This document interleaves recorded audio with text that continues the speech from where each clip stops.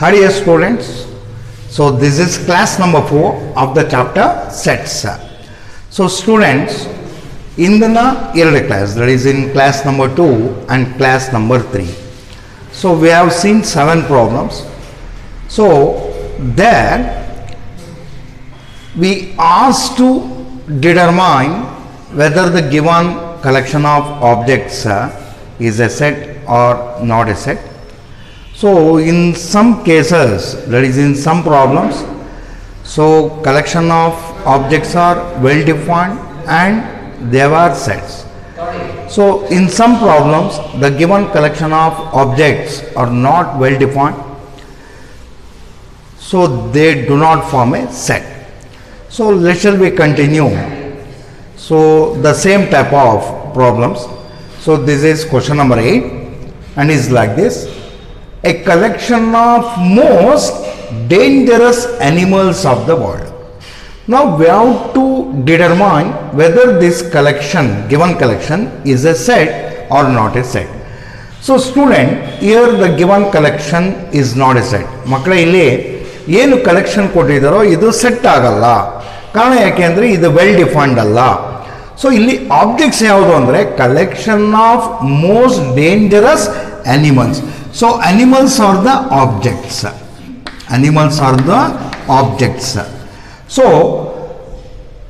collection of most dangerous animals of the world is not well defined because opinion about dangerous animal varies from person to person. ಅಂದರೆ ಒಬ್ಬ ವ್ಯಕ್ತಿ ಪ್ರಕಾರ ಒಂದು particular animal dangerous ಅಂತ ಅನ್ಸಿದ್ರೆ ಇನ್ನೊಬ್ಬ ವ್ಯಕ್ತಿ ಪ್ರಕಾರ ಸೊ ಆ ಪರ್ಟಿಕ್ಯುಲರ್ ಅನಿಮಲ್ ನಾಟ್ ಡೇಂಜರಸ್ ಅಂತ ಅನ್ಬೋದು. ಅಂದರೆ opinion about dangerous animal varies from person to person. Therefore it is not possible to say clearly whether the given animal belongs to this collection or does not belongs to the collection. Therefore this is not a set. So why this is not a set? The term most dangerous is a vague. Since the term most dangerous is a vague, therefore this collection is not well defined and this collection is not a set. So this is the last question of first main of exercise 1.1. So shall we read? A collection of novels written by Munshi Premchand. So student, so this collection is well defined. ಇದು well defined collection ಆಗುತ್ತೆ ಮಕ್ಕಳೇ. So ಇಲ್ಲಿ objects ಏನು ಅಂದರೆ novels. So rule ಏನು ಅಂದರೆ written by Munshi Premchand. So given a novel we can say it belongs to this collection or does not belongs to the collection. ನನ್ನ ಹತ್ರ ಒಂದು ನಾವೆಲ್ ಇದೆ ಅಂತ ಇಟ್ಕೊಳ್ಳಿ. ಸೊ ಆ ನಾವೆಲ್ನ ನೋಡಿಕೊಂಡು ಈ ಕಲೆಕ್ಷನಲ್ಲಿ ಇದೆಯೋ ಇಲ್ವೋ ಅಂತ ಹೇಳ್ಬೋದು. ಸಪೋಸ್ ನಾನು so the given novel belongs to this collection ಅಂದರೆ it means that it was written by Munshi Premchand. Suppose given novel so it does not belongs to the collection ಅಂತ ಹೇಳಿದ್ದೀನಿ ಅಂದರೆ that novel is not written by Munshi Premchand. ನಮ್ಮ ಹತ್ರ ನಾನು ಹೇಳಿದ್ದು ಇಷ್ಟೇ ಮಕ್ಕಳೇ, ಒಂದು ನಾವೆಲ್ ಇರುತ್ತೆ. Suppose if it is written by Munshi Premchand then it belongs to the collection ಅಂತ ಹೇಳ್ತೀವಿ. ಸಪೋಸ್ ನನ್ನ ಹತ್ರ ಇರೋ novel does not belongs to the collection ಅಂತ ಹೇಳಿದ್ದೀನಿ ಅಂದರೆ it was not written by Munshi Premchand. ಅಂದರೆ given a novel, so we can able to say whether it belongs to the collection or does not belongs to the collection. Therefore this collection is well defined and form a set anta agutte. So students, now shall we know more about sets. So you know that a set is a well defined collection of objects. ಮಕ್ಕಳೇ, so collection of objects well defined ಆಗಿದ್ದರೆ ನಾವು ಅದನ್ನು set ಅಂತ ಹೇಳ್ತೀವಿ. So objects ಅಂದರೆ ನಿಮಗೆ already ಗೊತ್ತಾಗಿದೆ. So ಯಾವುದೆಲ್ಲ ನಾವು ನೋಡೋಕ್ಕಾಗುತ್ತೋ, ಯಾವುದ್ರ ಬಗ್ಗೆ ಎಲ್ಲ ನಮಗೆ ತಿಳಿದಿದೆಯೋ ಅದನ್ನೆಲ್ಲ ಆಬ್ಜೆಕ್ಟ್ಸ್ ಅಂತ ಹೇಳ್ತೀವಿ. ಸೊ ಕೆಲವೊಂದು ಇಂಪಾರ್ಟೆಂಟ್ ಪಾಯಿಂಟ್ಸ್ ಗೊತ್ತಿರಬೇಕಾಗತ್ತೆ with respect to sets. So ಸೆಟ್ಟಲ್ಲಿರುವಂಥ ಆಬ್ಜೆಕ್ಟ್ಸ್ನ so well defined collection of objects ಆಗಿದ್ದರೆ ಅದನ್ನು ನಾವು ಸೆಟ್ ಅಂತ ಹೇಳಬೇಕು. ಸೊ ಸೆಟ್ಟಲ್ಲಿರುವಂಥ ಆಬ್ಜೆಕ್ಟ್ಸ್ನ ನಾವು ಮಕ್ಕಳೇ ಸೊ ಎಲಿಮೆಂಟ್ಸ್ ಆರ್ ಮೆಂಬರ್ಸ್ ಅಂತ ಹೇಳಬೇಕು. So elements R members of A set means they are the object in the collection. So collection of objects if it is well defined and is a set, and those objects are called as elements or members of it. So ಆ ಸೆಟ್ಟಲ್ಲಿರುವಂಥ ಆಬ್ಜೆಕ್ಟ್ಸ್ನ ನಾವು elements ಅಥವಾ members ಅಂತ ಹೇಳ್ತೀವಿ. So student we can say infinitely many number of sets. So ಯಾರಾದರೂ ನಿಮಗೆ ಪ್ರಶ್ನೆ there exist how many sets ಅಂತ ಕೇಳಿದ್ರೆ so you can dearly say there exist infinitely many sets. ಕಾರಣ ಯಾಕೆಂದರೆ ಮಕ್ಕಳೇ ಸೊ ನಾವು ಎಷ್ಟು ಸೆಟ್ಸ್ ಬೇಕು ಅಂದರೆ ಹೇಳ್ಬೋದು. For example collection of objects, collection of natural numbers less than 4 it is a set. Collection of natural numbers less than 10 it is a set. Collection of natural numbers less than 1000 it is a set. Collection of natural number less than 585 it is a set. Means we can say infinitely many sets. Therefore it is important to represent a set anta agutte. So sets are denoted by capital letters of English alphabets anta helide.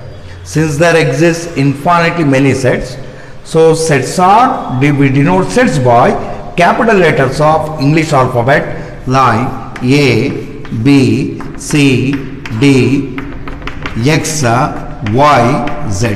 ಮಕ್ಕಳೇ ಸೆಟ್ಸ್ನ ನಾವು capital ಲೆಟರಿಂದ denote ಮಾಡಿ. ನೀವೇನು ಅರ್ಥ ಮಾಡ್ಕೊಳ್ಬೇಕು ಅಂದರೆ in the study of sets what does a capital letter denote ಅಂದರೆ set ಅಂತ ಹೇಳಬೇಕಾಗತ್ತೆ.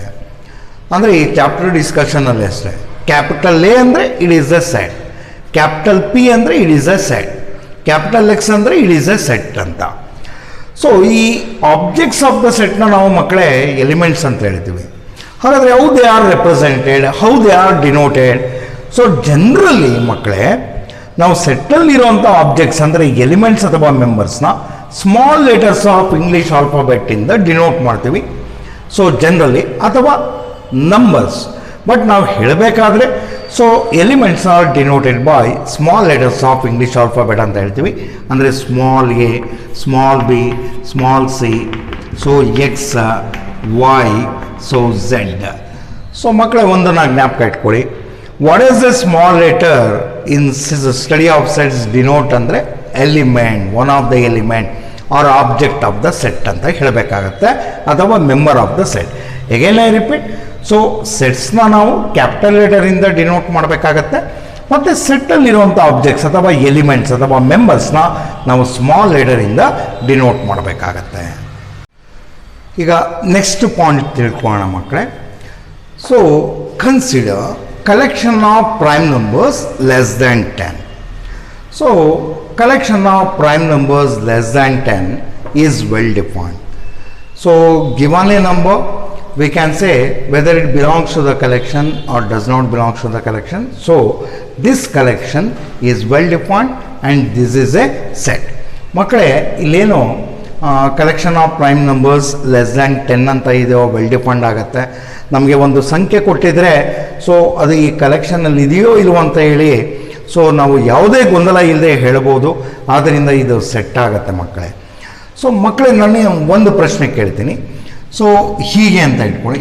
Is 2 belongs to the above collection.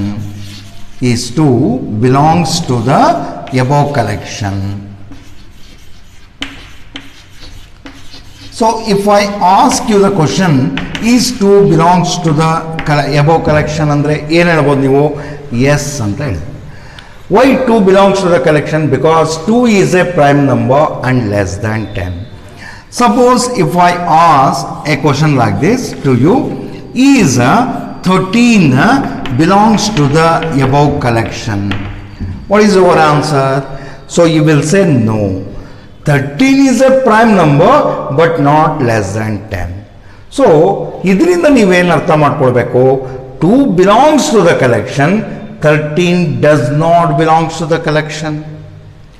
2 belongs to the collection, but 13 does not belongs to the collection of prime numbers less than 10. Means, ಮಕ್ಕಳೇ, if A is any set, ನಾನು ಆಗಲೇ ಹೇಳಿದ್ದೀನಿ. So in this chapter, capital letter denotes set. Set consists of well-defined collection of object. So let X be an object ಅಂತ ಇಟ್ಕೊಳ್ಳಿ ಮಕ್ಕಳು. So X ಅನ್ನುವಂಥ object A ಸೆಟ್ಟಲ್ಲಿ ಇರ್ಬೋದು, if A is A set, ಅಥವಾ ಇಲ್ಲದೇ ಇರ್ಬೋದು. For example 2 is in the collection of prime numbers less than 10, but 13, the object 13 is not in the collection of prime numbers less than 10. Generally ನಾನು ಏನು ಹೇಳ್ತಾ ಇದ್ದೀನಿ ಅಂದರೆ, A ಅನ್ನೋದು given set ಆಗಿದ್ದಾಗ ಎಕ್ಸ್ ಅನ್ನುವಂಥ ಆಬ್ಜೆಕ್ಟು ಬಿಲಾಂಗ್ಸ್ ಟು ಸೆಟ್ಟೇ ಆಗ್ಬೋದು ಅಥವಾ does not belongs to set A ಆಗ್ಬೋದು. Suppose if x belongs to set A, if x is an element of set A, then we say x belongs to set A. Suppose A ಸೆಟ್ಟಲ್ಲಿ x ಅನ್ನುವಂಥ object ಇದ್ದರೆ ನಾವೇನಂತ ಹೇಳಬೇಕು ಅಂದರೆ x belongs to A ಅಂತ ಹೇಳಬೇಕಾಗತ್ತೆ. Again I repeat, if x is an element of object of set A, we say x belongs to set A.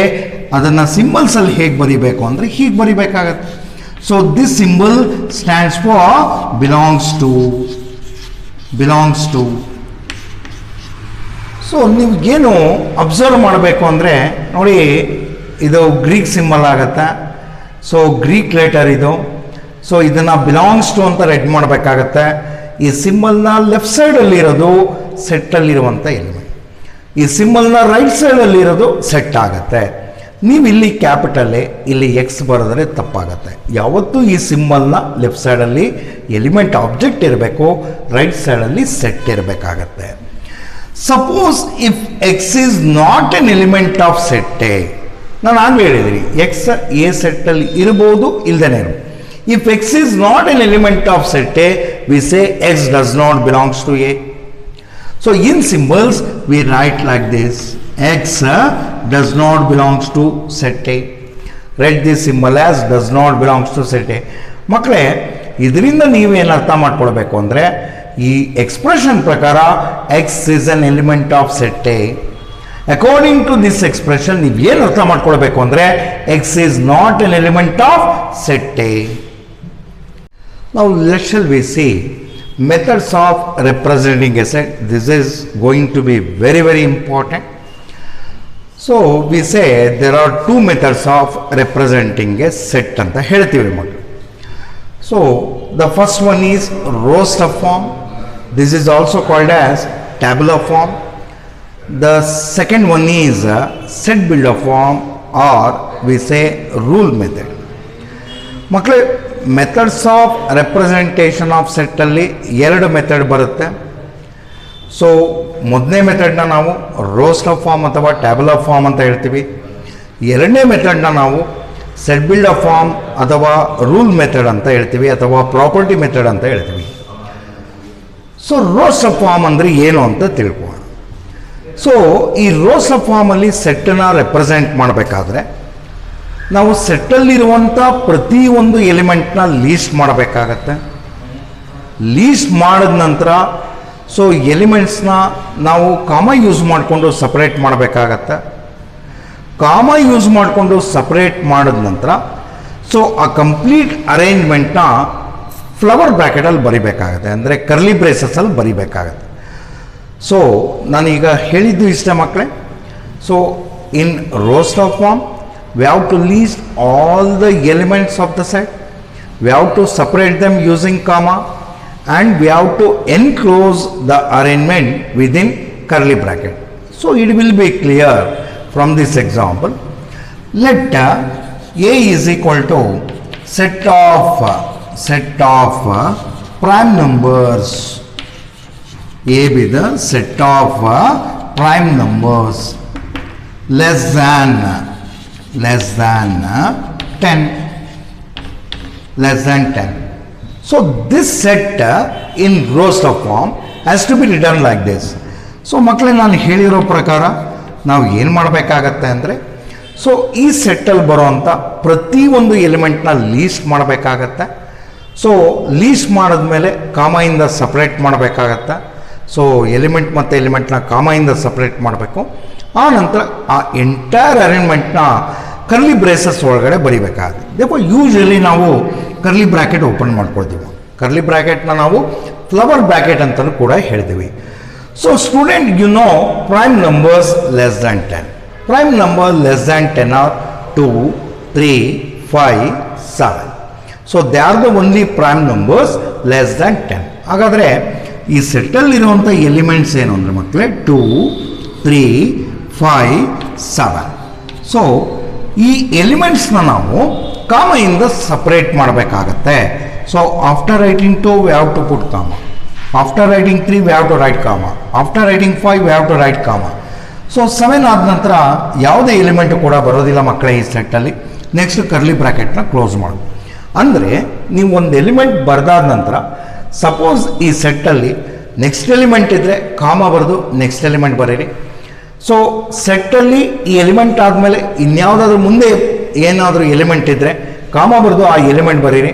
ಈಗ ನೋಡಿ, 7 ಆದಮೇಲೆ ನಾನು ಕಾಮ ಯೂಸ್ ಮಾಡಿಲ್ಲ, ಯಾಕೆಂದರೆ ಸೊ 7 ಆದ ನಂತರ ಯಾವುದೇ ಎಲಿಮೆಂಟ್ ಬರದೇ ಇರೋದರಿಂದ ಸೊ ಕಾಮ ಬರೀಕೊಡೋದು. ಸೊ ನೆಕ್ಸ್ಟ್ ಕರ್ಲಿ ಬ್ರ್ಯಾಕೆಟ್ನ ಕ್ಲೋಸ್ ಮಾಡಬೇಕು. ಸೊ ಈಗ ಇನ್ನೊಂದು example ತೊಗೋಣ. Let B is equal to set of ಓವಲ್ಸ್ in English alphabets. Set of vowels in English alphabets. So how to write this set in roster form?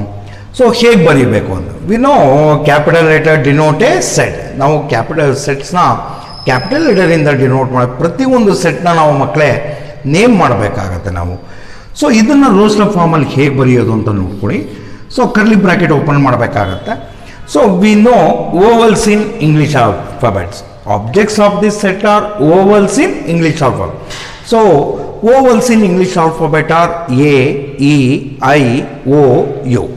ನೋಡಿ, 5 object ಬರಿಬೇಕಾಗತ್ತೆ, ಅದು ವೋವಲ್ಸ್ ಆಗಿರಬೇಕಾಗತ್ತೆ. So ಒಂದು ಮೊದಲನೇ object ಬರೆದಾದ್ಮೇಲೆ ಕಾಮ ಬರಿಬೇಕು. So ಈ ರೀತಿ ಬರ್ಕೊಂಡು ಹೋಗ್ಬೇಕಾಗತ್ತೆ. ನಾನು ಇಲ್ಲಿ ನೋಡಿ ಲೀಸ್ಟ್ ಮಾಡ್ತಾ ಇದ್ದೀನಿ. ವೋವಲ್ಸ್ R A, E, I, O, you. ಆಮೇಲೆ ಕರ್ಲಿ ಬ್ರ್ಯಾಕೆಟ್ ಕ್ಲೋಸ್ ಮಾಡಬೇಕಾಗತ್ತೆ. But this doesn't form A set. ಇದನ್ನು ಸೆಟ್ ಅಂತ ನಾವು ಹೇಳಬಾರ್ದು, ಯಾಕೆಂದರೆ ಎಲಿಮೆಂಟ್ಸ್ನ ನಾವು ಕಾಮೆಯಿಂದ ಸಪ್ರೇಟ್ ಮಾಡಬೇಕಾಗತ್ತೆ ಮಕ್ಕಳೇ. ಎ ಆದ ನಂತರ ಕಾಮ ಬರೆದು ಇ ಬರಿಬೇಕಾಗತ್ತೆ, ಇ ಆದ ನಂತರ ಕಾಮ ಬರಿಬೇಕಾಗತ್ತೆ, ಐ ಆದಮೇಲೆ ಕಾಮ ಬರಿಬೇಕು, ಓ ಆದಮೇಲೆ ಕೂಡ ಕಾಮ ಬರಿಬೇಕಾಗತ್ತೆ. So this are the good example so for roster form ಆಗುತ್ತೆ ಮಕ್ಕಳೇ.